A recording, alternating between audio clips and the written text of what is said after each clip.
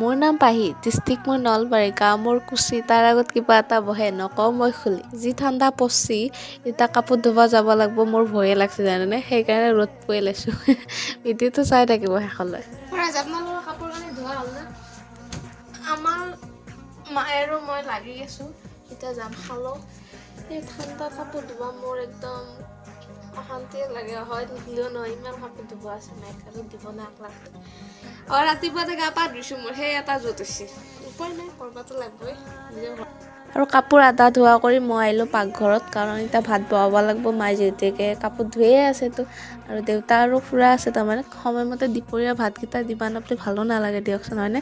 আৰু মই এতিয়া যাই আছোঁ নলবাৰী, ব্লাউজ 3টা চিলাব দিব আছে, আৰু মোৰ কাপোৰো আনিব আছে। আৰু ব্লাউজ চিলাব যায় তৰ্কাতৰ্কি হ'ল, কি জানেনে? য'ত মই চিলাব গৈছিলোঁ আৰু তেখেতৰ ইমান ব্যৱহাৰ বেয়া, মই যদি যাওঁ পূবে তেওঁ যাওঁ পশ্চিমে, সেইকাৰণে ৰাগতে মই ব্লাউজ নেতাকে গুচি আহিলোঁ।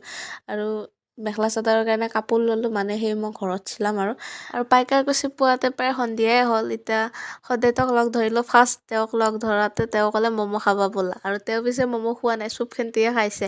আৰু এনেও বাৰু সন্ধিয়াৰ পৰত ম'ম' খাই কাৰণো বেয়া লাগে, হয়নে?